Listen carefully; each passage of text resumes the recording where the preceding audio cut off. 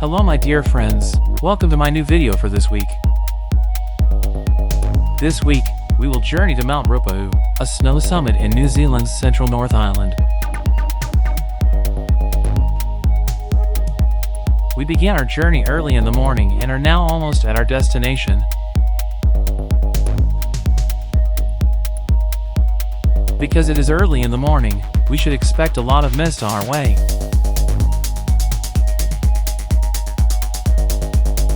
We started our travel early because it was the weekend and we could avoid a lot of traffic.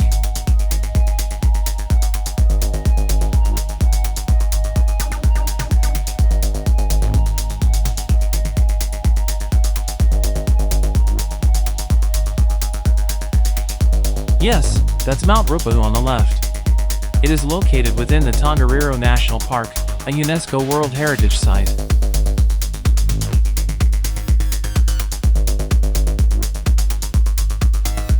Mount Ruapehu is an active volcano that has erupted multiple times in recent history. The most recent big eruptions happened in 1995 and 1996.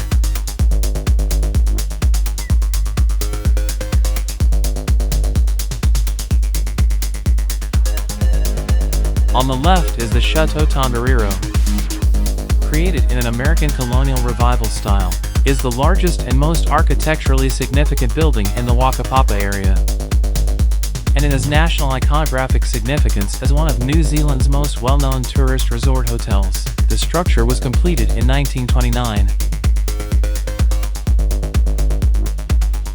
Mount Ruapehu can often be reached by two different routes. One is through Whakapapa Village, and the other is through Taupo. Whakapaka Village is the greatest spot for guests because there are more skiing areas and facilities near this gateway. So the last time I arrived, these areas were totally blanketed with snow. I suppose there is less snow this season on Mount Ruapehu. Also, I arrived through the Taupo entry, not this one, which is in Whakapaka Village. I was quite sad to see all these big volcanic rocks without any snow on top of them. We parked our car and began our journey to acquire tickets for our children's skiing lessons, which would begin at 9:30 a.m. Actually, my family has arrived here along with two other families. As a result, our children must prepare by hiring skiing equipment prior to beginning classes. We received the ticket. This is the Happy Valley, where beginners learn to ski. There are many categories of learners based on their age. On the left, you can observe many beginners skiing and sledging.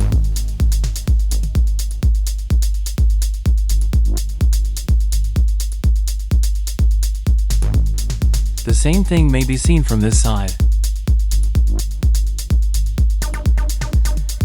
One must take the lift to go to the bottom, where the ski slopes are located.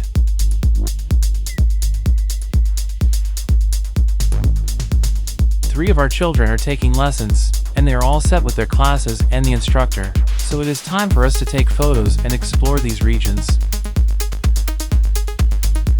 On the left is the Happy Valley Bistro, where visitors can enjoy hot meals. That is the elevator we took to get down.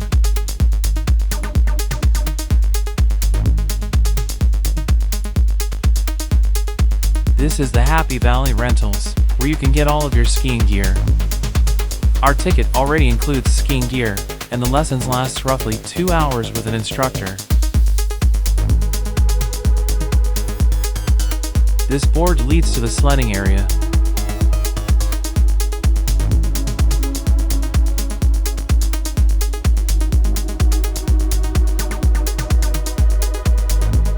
Because there is less snow, this device is utilized to create snow.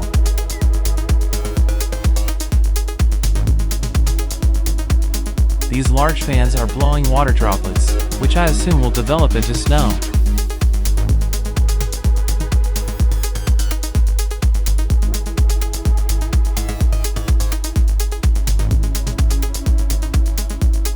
As you can see, these large fans are situated in various locations to produce snow.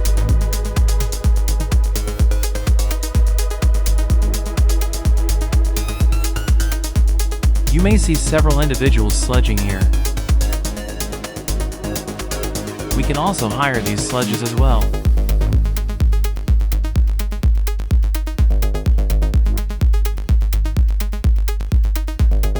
So, this is a snow angel. I'm just kidding! This is inside the rentals. And you can see several lockers on the left and skis on the right.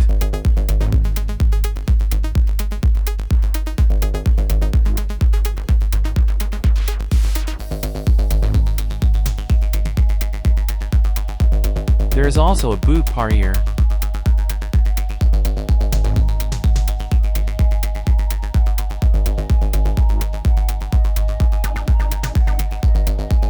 Because it is morning and it is around 10 a.m.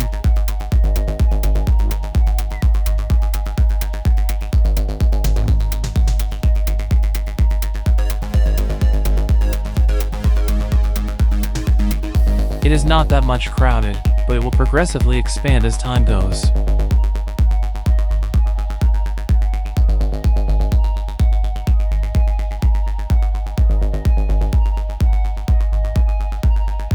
There are people taking photos everywhere.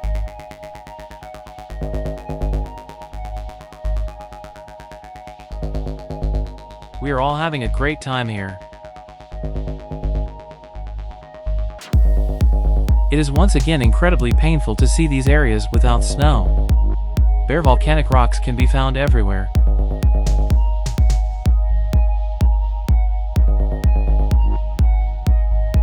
The instructors can be identified by the blue jacket they are wearing. My youngster is wearing a dark green jacket and is paying close attention to the instructor.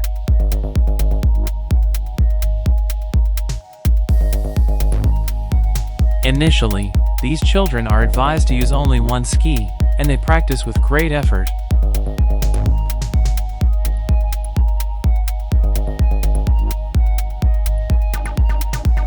On the other side, you can see the parents observing their children's actions.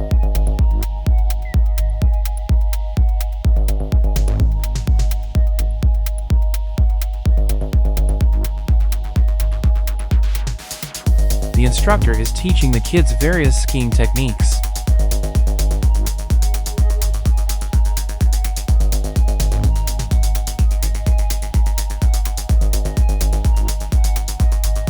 He first demonstrates what needs to be done.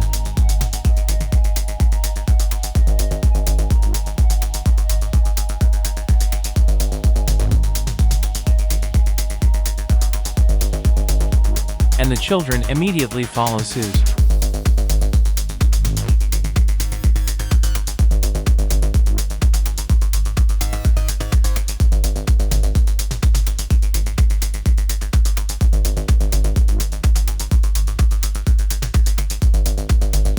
My son is frustrated by these numerous balancing feats.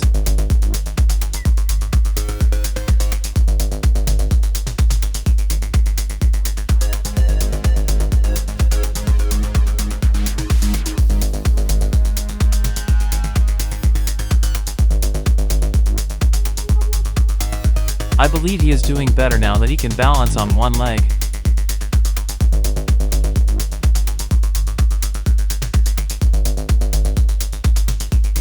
Oh, look at this adorable tiny one. This little one has also come to enjoy the magnificent snow. He's sporting large snow spectacles that virtually cover his entire face.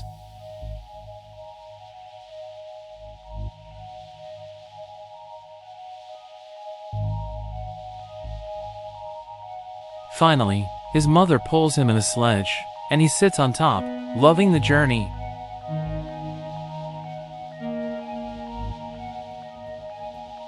Now I'm hoping to get some snow for my viewers. The snow was so thick and strong that I couldn't get any. My hands began to ice when they came into contact with the snow.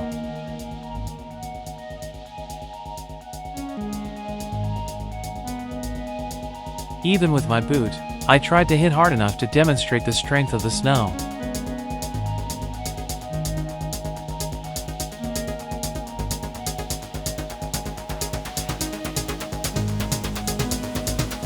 If you look around, you will notice that several groups of skiers with varying ability levels are taking skiing lessons from instructors. You may notice that even little children are skiing nicely here. Because there is so little snow at the moment, the volcanic rocks are not completely covered.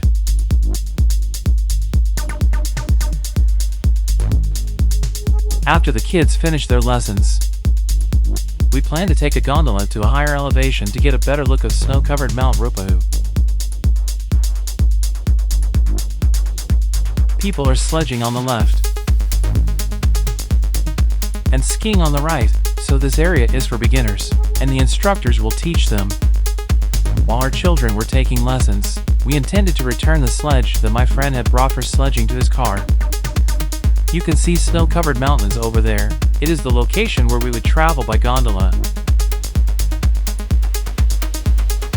There is a medical center nearby that can help in the event of an emergency or an accident. So here is the bus shuttle service that will transport guests from the lower area to the visitor center located here at the base.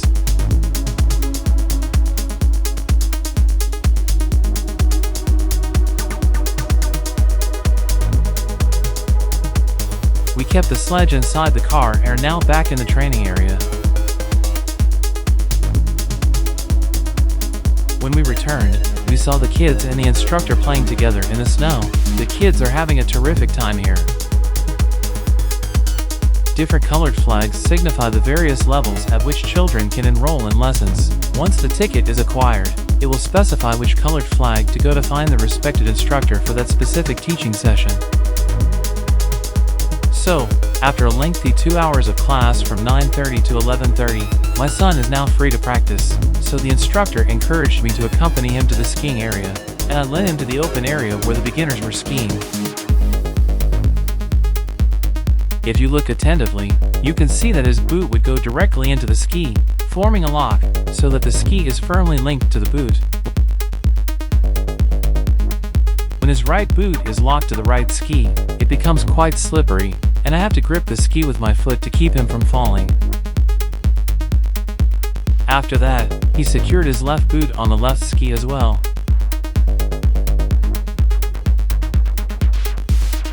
He slowly began to ski.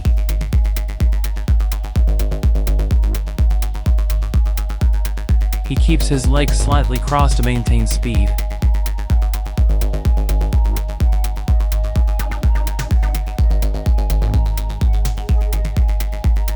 He kept his legs in the same posture so that he could control his speed.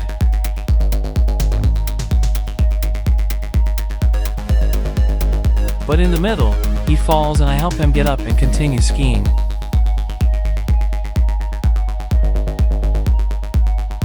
After some practice, he improved his ability to sustain this sluggish speed without falling further.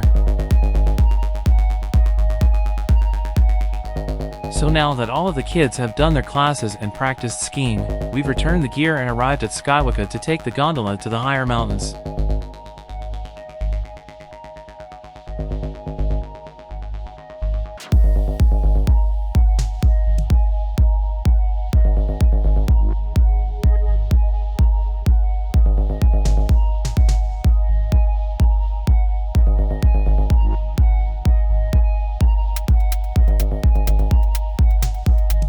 There is a long queue of people waiting to board the gondola.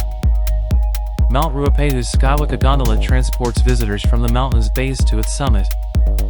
The gondola trip ascends about 1,400 meters in elevation. The ride provides breathtaking views of the surrounding scenery and is a favorite attraction among visitors to the area.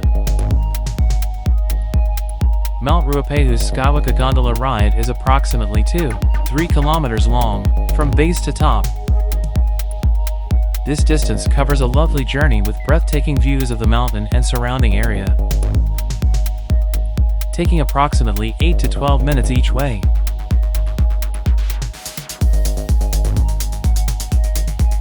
We all managed to fit into a single gondola.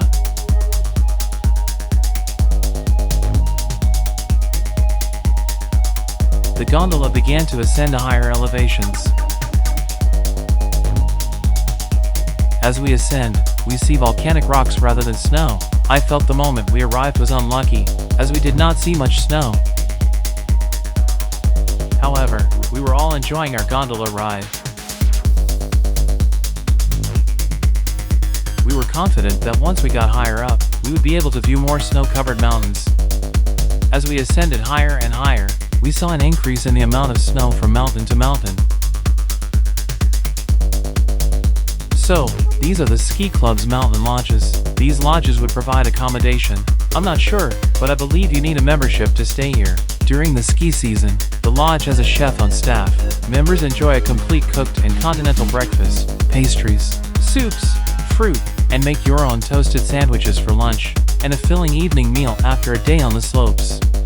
There is a glacier hut museum, which was built in 1923. Unfortunately, I was unable to capture video of that red hut. We had arrived at the top, so we stepped out of the gondola and began heading towards the snow mountains.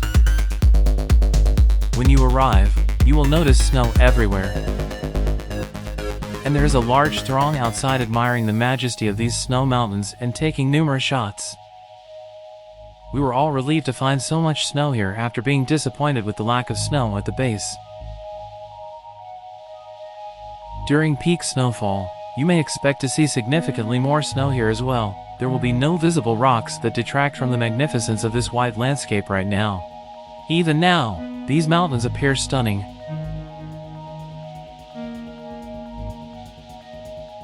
We were also waiting for a decent position so that we could take some excellent photos. Everyone is posing for photos.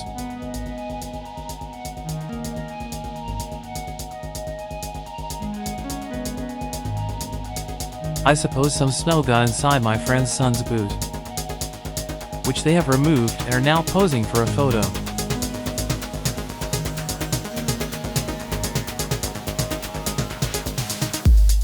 I started walking on the other side to obtain a better glimpse of the huge mountains. From here, you may enjoy a great view of the snow-covered mountains.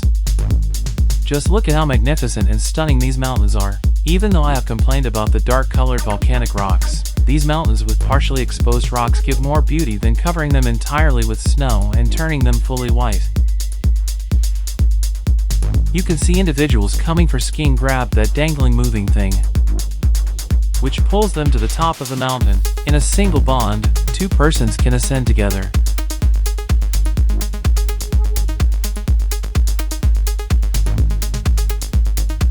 It's interesting to see how it works and watch it in action.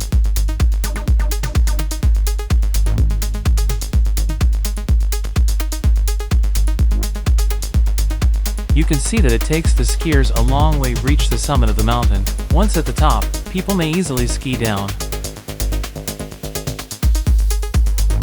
There is also a snow removal vehicle positioned there, which will be used whenever it is needed.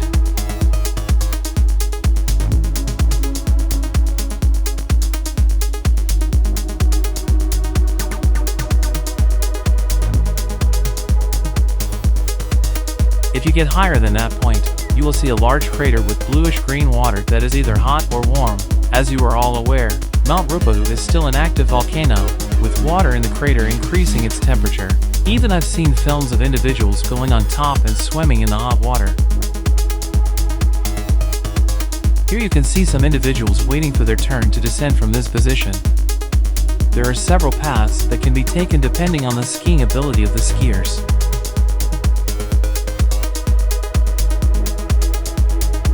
I suppose that snow skateboarding is more difficult than skiing. You can see one guy skating over there.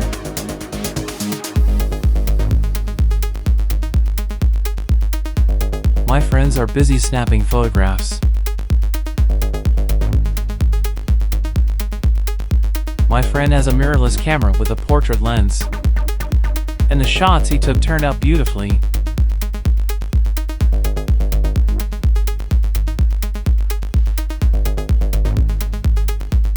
A lady is posing for a snapshot in a variety of stances. She's dressed in traditional Japanese or Chinese clothes.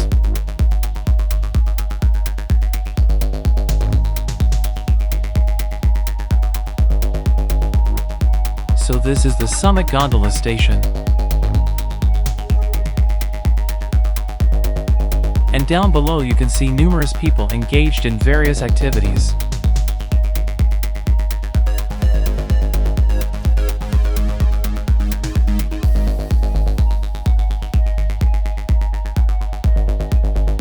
When viewed from this vantage point, the mountains are completely covered in snow, in contrast to the places at the base, where snow was scarce. The restaurant is on the right, and this is the viewing deck as you exit. This terrace also provides an excellent view. You can see the gondolas descending to the base gondola station.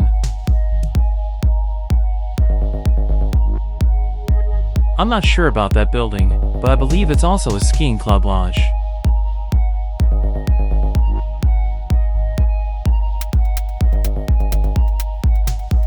There are people taking photos everywhere.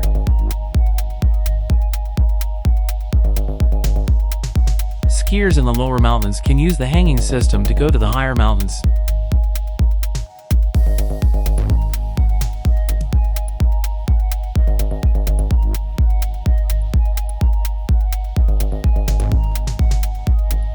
On the left is the restaurant, and on the right is the viewing deck, where visitors may buy hot meals and eat while enjoying a good view of the snow mountains.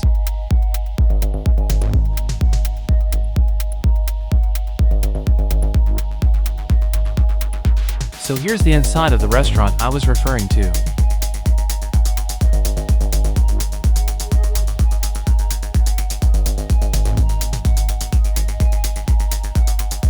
It is fully packed with people.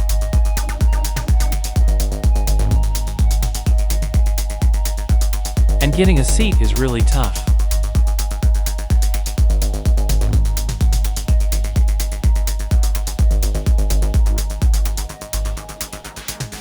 This is another side of the restaurant, and while seated, you may have a good view of the snow mountains.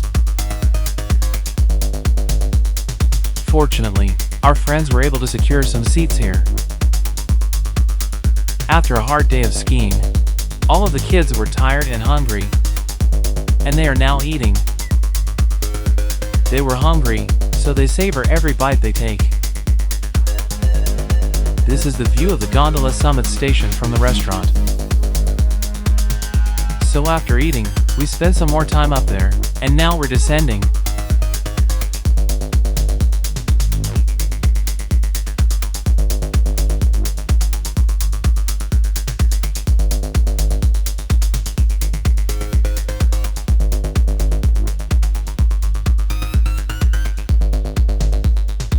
This little one is exhausted from all of the walking and travel that began early this morning.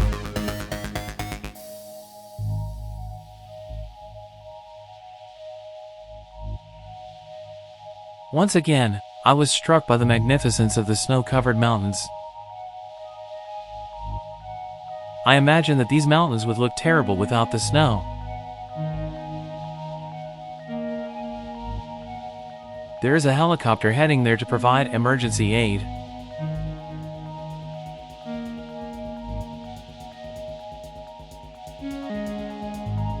Most areas have snow blowing machines, which increase the quantity of snow so that skiers can ski smoothly. As we descended further, the amount of snow decreased, and volcanic rock became more visible. So we stepped off the gondola, and from the gondola station, I could see the ski area where our kids were skiing. It is more longer than I expected. For a newbie, this is a better place to ski. I started walking from there. And we are now intending to depart Mount Ruapehu and proceed to Taupo, where our accommodations have been planned.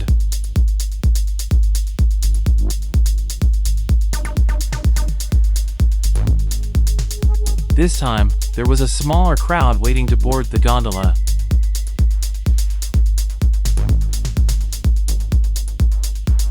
We all had a great time on our trip to Mount Ruapehu. Once again, I saw a helicopter heading for some emergency action. So, for the last time, I stared at the majestic Mount Ruapehu. This day brought back many memories for me, and I bid farewell for the time being, as we leave this wonderful place.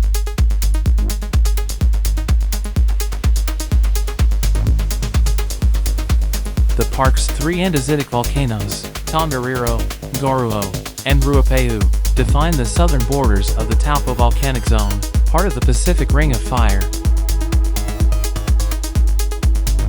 Mount Ngauruho is also known as Mount Doom in the Lord of the Rings movies. It is part of Tongariro National Park and boasts a stunning, nearly perfect conical shape. The volcano is well known for its role as Mount Doom in the Lord of the Rings trilogy, where the One Ring was made and destroyed.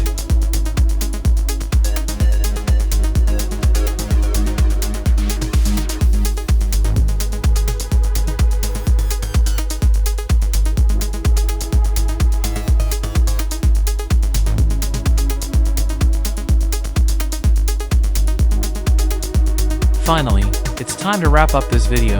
I hope you liked this video. If you want to see more of this type of intriguing content in the future, please give a thumbs up and click the subscribe button to be notified of my next video release. Thank you again and have a wonderful day, my friends.